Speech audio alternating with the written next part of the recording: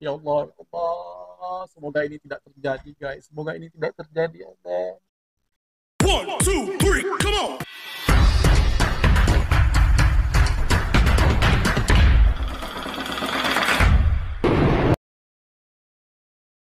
Assalamualaikum warahmatullahi wabarakatuh. Halo guys, halo teman-teman semua di sana. Berjumpa lagi hari ini masih dengan saya. Tentunya seperti biasa, saya selalu menyapa teman-teman semua. Semoga kita dalam keadaan sehat, dalam keadaan baik-baik saja. Apapun itu kegiatan, aktivitas, semoga diberikan kemudahan dan juga kelancaran oleh Tuhan Yang Maha Kuasa. Amin, amin, ya robbal alamin. Dan saya berharap dan juga meminta kepada teman-teman semua di sana, kepada Anda yang menonton video ini, dan juga kepada saya sendiri, saya pribadi, ya, untuk mendoakan yang terbaik bagi negara Indonesia dan juga Malaysia, guys. Doa yang terbaik perlu kita lakukan sekarang, guys, ya, terutama bagi negara Indonesia saat ini yang masih penuh dengan masalah-masalah internal. Apalagi di 100 hari kepemimpinan Pak Prabowo Subianto, itu masalah belum juga berhenti. Jadi saya berharap kepada teman-teman semua di sana, mohon doa yang terbaik untuk kedua negara, terutama bagi Indonesia ini, guys, ya, agar kita dapat meraih kesuksesan, kemajuan bersama-sama untuk lebih mengangkat martabat yang ada di ASEAN ini, guys, ya. Tolong guys, tolong doa yang terbaik dari Anda semua. Karena di Indonesia masih tetap banyak masalah hingga hari ini. Dari tahun piro mas? Aku sama akhir. Ya, ini udah nangis. Tabah sampai. Maaf ya kalau ada salah dikit. Siap, amin. Oh bro, banyak salah.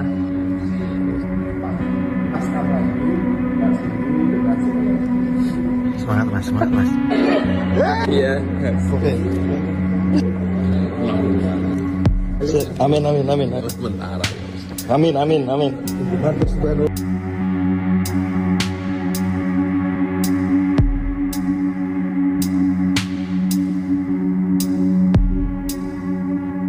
Dino iki dilereni kerja saka TVRI mergo anggarane diblirit. Doa ya bapakmu ya Salim. Set. Bok. Dadah. Makat sik no. Wis malah rasai basi bis. Teko yo. Lah santai wae. Sing tenang karo rencanane Gusti. Rezeki kuwi ora mung saka satu arah.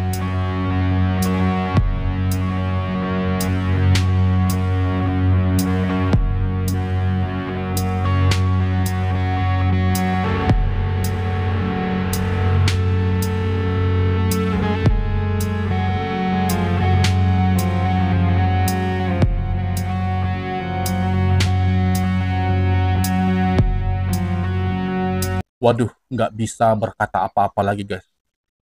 Sedih hati ini ya melihat bagaimana banyak karyawan RRI dan juga karyawan TVRI disebut kena PHK diduga karena efisiensi anggaran dari pemerintah. Oke, saya terangkan sedikit bahwa karyawan RRI adalah Radio Republik Indonesia. Jadi radio milik negara ya guys ya, dan juga TVRI, Televisi Republik Indonesia. Jadi televisi dan radio milik negara. Karyawannya ternyata banyak yang terkena PHK.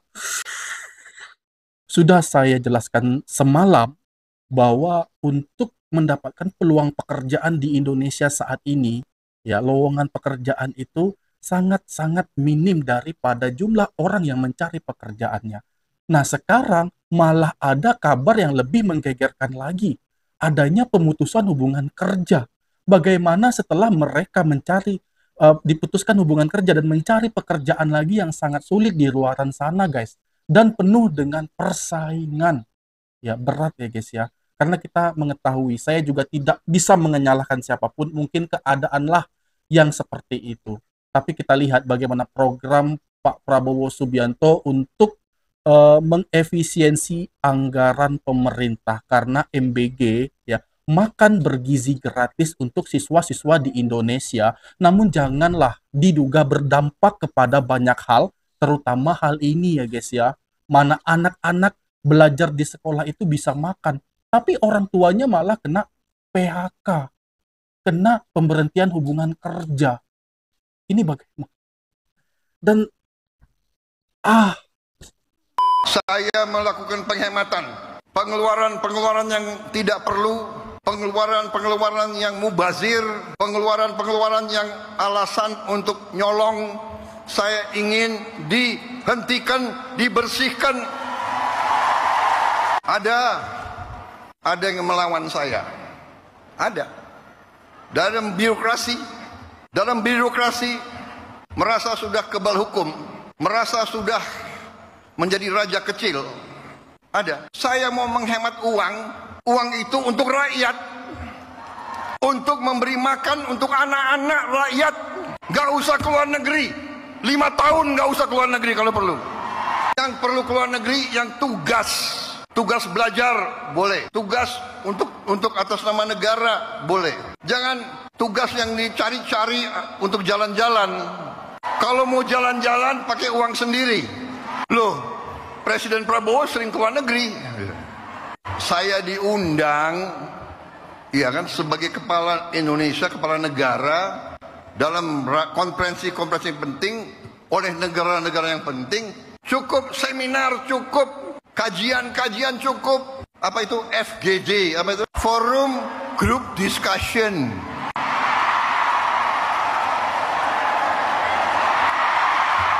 Mau diskusi apa lagi?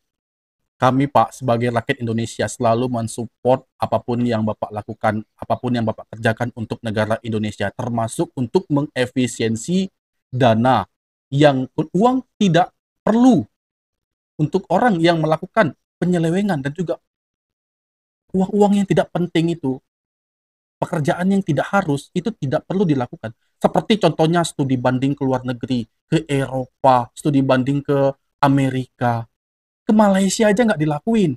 Kenapa harus ke Eropa?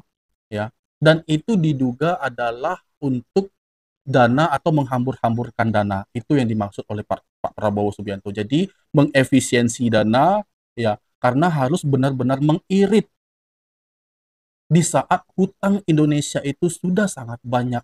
Makanya orang Indonesia harus dapat mengirit. Tapi tolonglah jangan pula menjadi korban, ya, para pekerja-pekerja yang mencari nafkah untuk anak istri, ya, demi satu program, demi untuk mengefisiensi dana. Tapi janganlah, Pak, untuk mem-PHK banyak orang, ya.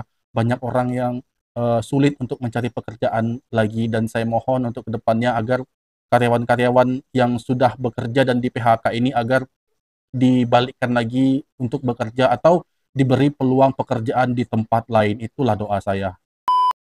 Kementerian Pendidikan diberi peruntukan 64,1 bilion ringgit. Tertinggi dalam sejarah. Jadi ruang pembelajaran selesa, selamat untuk anak-anak menimba ilmu.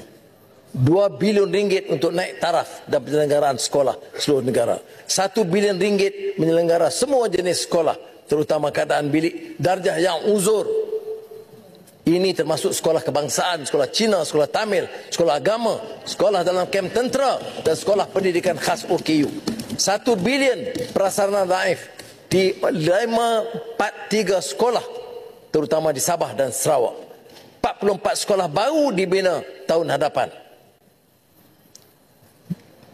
Boleh semak daripada kepilan untuk melihat nama-nama sekolah. Yang tidak tercatat boleh buat tuntutan dari Menteri Pendidikan.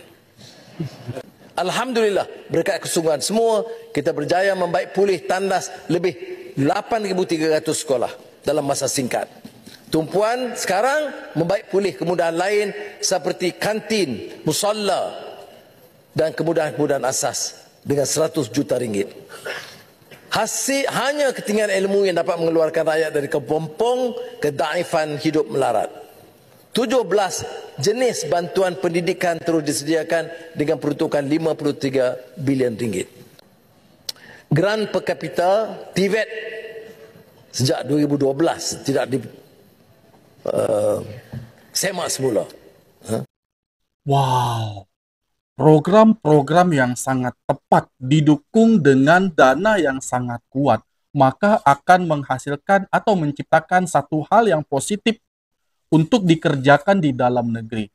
akan menghasilkan sesuatu yang benar-benar efektif dan efisien, yang memberikan satu kebanggaan bagi kita, karena bukan hanya orang Malaysia saja, namun orang luar negeri dapat merasakan hal yang sama, dapat pendidikan di Malaysia dengan level yang setara. Dan saya selalu mendoakan hal yang sama juga, hal yang sudah tercipta di Malaysia, program ini yang telah dibuat di Malaysia, mungkin nanti juga akan dilakukan di Indonesia, dibuat juga di Indonesia. Karena kami sangat bangga apabila murid-murid ataupun pelajar-pelajar di Indonesia itu lebih berprestasi lagi dan lebih mengangkat marwah dan martabat negara, terutama di kancah internasional.